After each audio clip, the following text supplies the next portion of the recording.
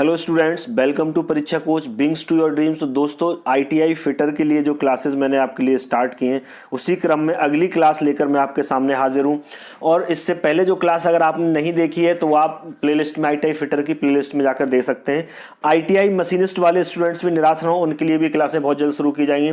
तो अभी मैं ऑब्जेक्टिव क्वेश्चन लेके आ रहा हूँ और साथ ही मैं थ्योरी क्लासेस भी लेके आऊँगा, जैसा कि मैंने कहा था। और इससे पहले भी आईटीआई फिटर की बहुत सारी क्लासरूम वीडियोज हमारे चैनल पे पड़े हुए हैं, तो उसे आप प्रोडक्शन या लोको पायलट की लिस्ट में जाके देख सकते हैं। ठीक है, बाकी यहां पर भी पूरा सिलेबस मैं दोबारा से करवाने वाला हूं। और अगर आप हमारे चैनल पर नए हैं तो सबसे पहले से सब्सक्राइब कर लें, साथ ही बेल आइकन को प्रेस कर लें, जिससे आने वाली सभी वीडियोस का नोटिफिकेशन आपको मिलता रहे। लाइक और शेयर जरूर करें, लाइक और शेयर करने में कोई कंजूसी ना करें। चलिए बढ़ते हैं आज के क्लास की तरफ। तो पहला क्वेश्चन देखेंगे।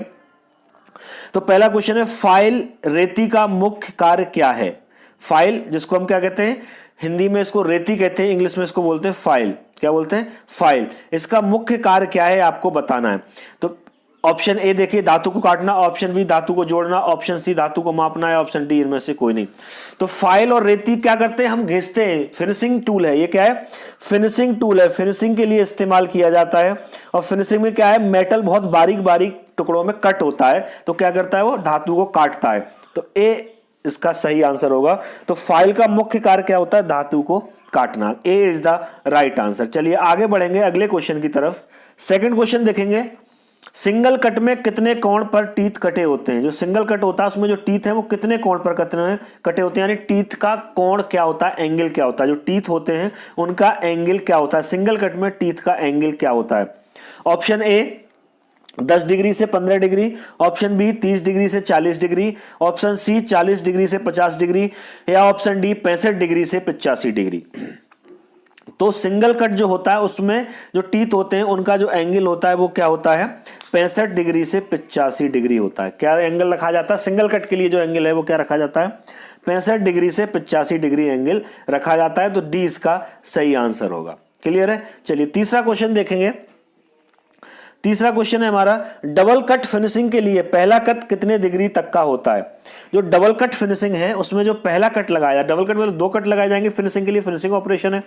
तो इसमें पहला कट कितने डिग्री तक का होता है, यानी पहले कट का एंगल क्या होता है? पहले कट का एंगल क्या होता है? ए 0 डिग्री, बी 30 डिग्री, सी 60 डिग्री, या डी 90 डिग्री।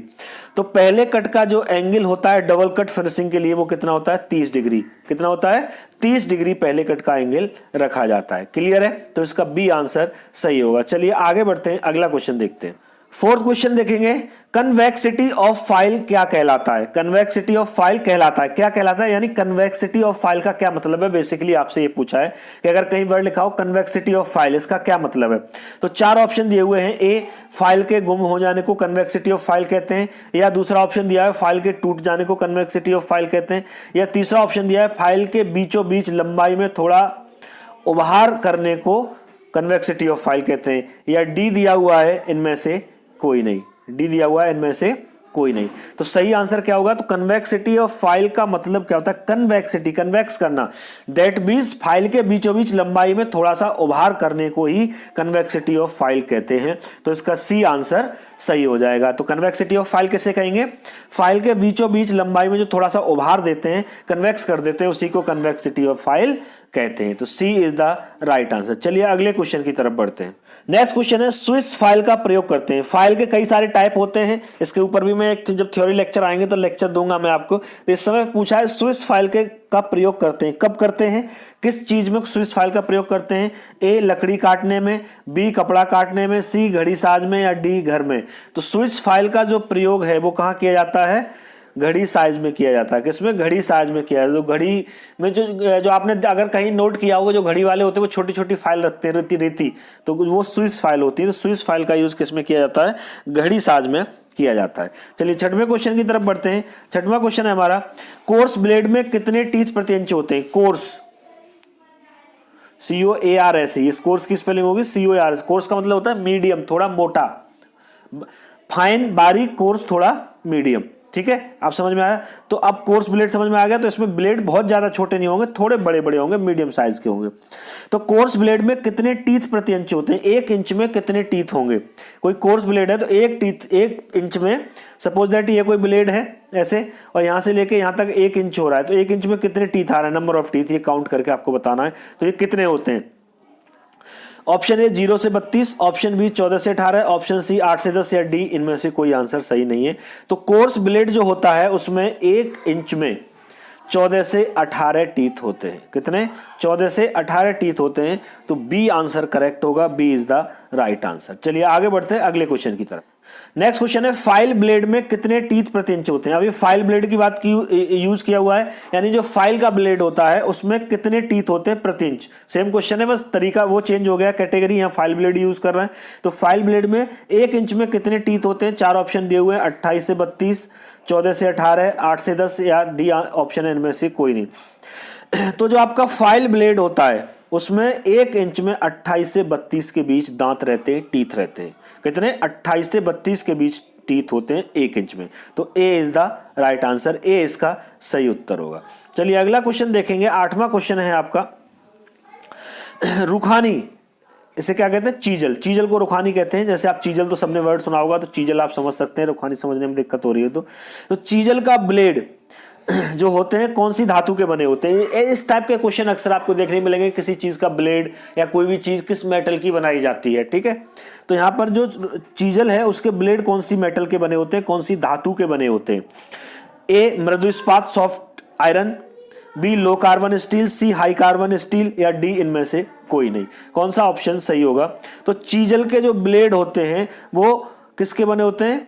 उच्च कार्बन इस्पात, high carbon iron, high carbon iron या हाई कार्बन स्टील के ये बनाए जाते हैं। तो सी आंसर इसका सही हो जाएगा। क्लियर है। चलिए अगला 9वां क्वेश्चन देखेंगे। 9वां क्वेश्चन हमारा, चीजल या छेनी किस धातु की बनी होती है? छेनी को किस धातु का बनाया जाता है, यानी छेनी चीजल किस मेटल की बनी होती है, ये आपको बताना है। तांबे की, हाई कार्बन स्टील की, लोहे की, या डी इनमें से कोई नहीं। तो जो चीजल बनाया जाता है वो एक कटिंग टूल है, कटिंग टूल हमेशा हार्ड मेटल्स के बनाए जाते हैं। तो इन सब में हार्ड की बात करेंगे तो हाई कार्बन स्टील सबसे ज्यादा हार्ड होता है।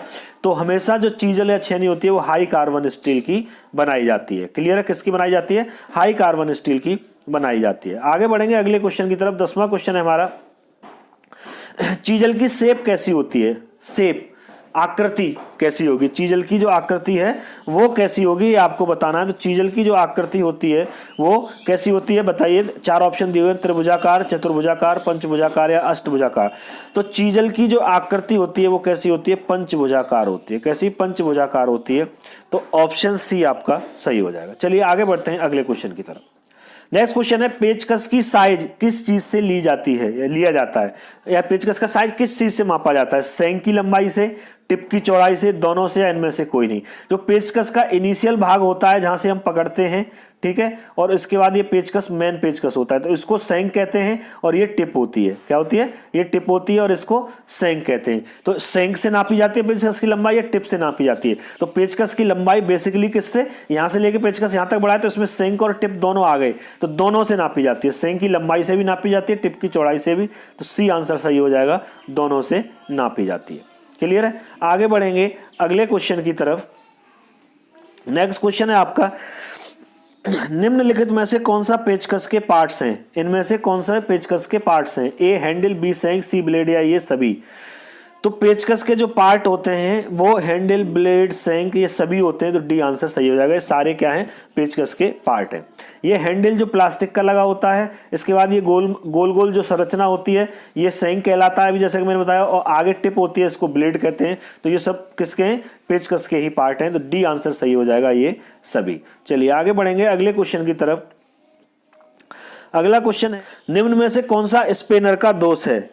निम्न में से कौन सा स्पिनर का दोष है? स्पिनर का डिफेक्ट, दोष इनमें से कौन सा है ये हमें बताना है। क्रैंक, जॉब का खुलना, किनारे फट जाना, ये सभी। तो स्पिनर में ये सारे दोष हो सकते हैं। तो ये सभी, इसका डी आंसर सही होगा, सभी जो है इसका राइट आंसर हो जाएगा। क्लियर है। चलिए आगे बढ़ेंगे अगले क्वेश्चन की तरफ। नेक्स्ट क्वेश्चन है हमारा, सेट स्पिनर के सिरे अक्ष के साथ कितना कोण बनाता है। सेट स्पिनर है जो सिरे के अक्ष का सिरे का अक्ष होता है उसके साथ कितने एंगल का, कितने डिग्री का कोण बनाता है, 10 डिग्री, 15 डिग्री, 20 डिग्री या 25 डिग्री। तो जो सेट स्पिनर है वो सिरे के अक्ष के साथ कितना, 15 डिग्री का कोण बनाता है। हमेशा याद रखना कितने का बनाता है, 15 डिग्री का कोण बनाता है। तो B is the right answer. चलिए आगे बढ़ेंगे अगले क्वेश्चन की तरफ। अगला क्वेश्चन है हमारा,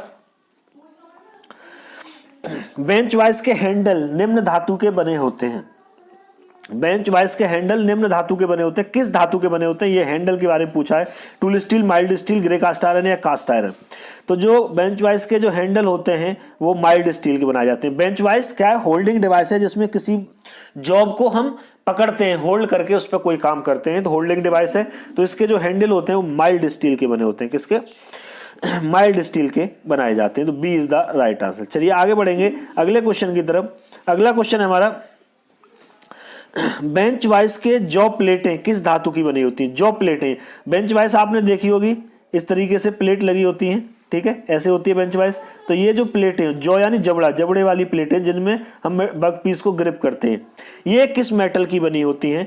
tool steel, mild steel, grey cast iron, cast iron. तो ये हमेशा टूल स्टील की बनाई जाती है क्योंकि हार्ड चाहिए होती है, क्योंकि प्रेशर पड़ता है, इस पर इंटेंशन आता है। तो ये हार्ड मेटल की बनाई जाती है, इसलिए किसकी बनी होती है, टूल स्टील की बनी होती है। चलिए आगे बढ़ेंगे, अगला क्वेश्चन देखेंगे। अगला क्वेश्चन, स्लेज हैमर के लिए हैंडल की लंबाई कितनी होनी चाहिए। स्लेज हैमर के लिए हैंडल, जो स्लेज हैमर है, हैमर तो पीटने के लिए यूज किया जाता है, हथौड़ा बेसिकली। तो sledge hammer type of hammer हो गया। तो इस हैमर के लिए जो हैंडल की लंबाई है ये वाली, ठीक है, ये कितनी होनी चाहिए आपको बताना है। ए 25 सेंटीमीटर से 32.5 सेंटीमीटर, बी 55 सेंटीमीटर से 65 सेंटीमीटर, सी 60 सेंटीमीटर से 90 सेंटीमीटर या डी 70 सेंटीमीटर से 100 सेंटीमीटर। तो स्लेज हैमर के लिए हैंडल की जो लंबाई होनी चाहिए वो कितनी होनी चाहिए, 60 सेंटीमीटर से 90 सेंटीमीटर होनी चाहिए। तो सी इसका सही आंसर होगा, सी इज द राइट आंसर। चलिए आगे बढ़ते हैं, अगला क्वेश्चन देखेंगे। नेक्स्ट क्वेश्चन है, किस बाइस को पैरेलल जॉ बाइस भी कहते हैं। किस बाइस को पैरेलल जॉ बाइस, यानी एक ऐसी बाइस है जिसमें जॉ पैरेलल होते हैं, इसलिए उसका दूसरा नाम भी पैरेलल जॉ बाइस भी है। तो वो कौन सी बाइस है ये आपको बताना है। पाइप बाइस, बेंच बाइस, लेग बाइस या पिन बाइस, कौन सा होगा। तो बेंच बाइस। बेंच बाइस को पैरेलल जॉ बाइस भी कहते हैं क्योंकि इसमें जॉ एक दूसरे के पैरेलल इस तरीके से लगे होते हैं। क्लियर है। तो B is the right answer. Bench vice को ही पैरेलल जॉ बाइस कहते हैं। चलिए आगे बढ़ेंगे अगले क्वेश्चन की तरफ। अगला क्वेश्चन है हमारा, बेंच वाइस के बॉक्स नट की धातु होती है, यानी बेंच वाइस का जो बॉक्स नट है वो किस धातु का बना होता है, किस मेटल का बना होता है। सिंपली आपसे ये पूछा है, कास्ट स्टील का, मॉडल स्टील का, कास्ट आयरन का या एलॉय स्टील का। तो बेंच वाइस के बॉक्स नट की जो धातु है, बॉक्स नट जो बनाया जाता है वो किससे बनाया जाता है, कास्ट आयरन से बनाया जाता है। किससे, कास्ट आयरन से बनाया जाता है। तो सी इज द राइट आंसर। चलिए आगे बढ़ेंगे, अगला क्वेश्चन देखेंगे। अगला क्वेश्चन है, निम्न में से प्लायर्स के भाग हैं। प्लायर्स के इसमें से कौन कौन से भाग हैं, हैंडल, रिवेट या जॉस। ये तो प्लायर्स के ये सभी भाग हैं। प्लायर्स में हैंडल भी होता है, रिवेट भी होता है, जॉस भी होता है। तो ये सभी प्लायर्स के भाग है। तो डी इसका सही आंसर हो जाएगा। नेक्स्ट क्वेश्चन देखेंगे, पेचकस का प्रकार इनमें से कौन सा है। पेचकस का प्रकार इनमें से कौन सा है। चार ऑप्शन देंगे, stand screwdriver, heavy duty screwdriver, Philip head screwdriver या सभी। इनमें से कौन सा पेचकस का टाइप है। तो ये सभी पेचकस के टाइप है। स्टैंडर्ड स्क्रू ड्राइवर भी पेचकस होता है, हैवी ड्यूटी स्क्रू ड्राइवर भी पेचकस होता है, फिलिप हेड स्क्रू ड्राइवर भी पेचकस होता है। तो डी इसका सही आंसर हो जाएगा क्योंकि सभी ये पेचकस के ही प्रकार हैं। तो D is the right answer. अगले क्वेश्चन की तरफ बढ़ेंगे। अगला क्वेश्चन है, प्लायर्स के कौन कौन से भाग हैं। तो side cutting pliers, long nose pliers और जिप स्लिप जॉइंट प्लायर्स, ये सभी क्या है, प्लायर्स के ही प्रकार हैं, सभी प्लायर्स के ही टाइप हैं। तो D is the right answer, D इसका सही उत्तर हो जाएगा।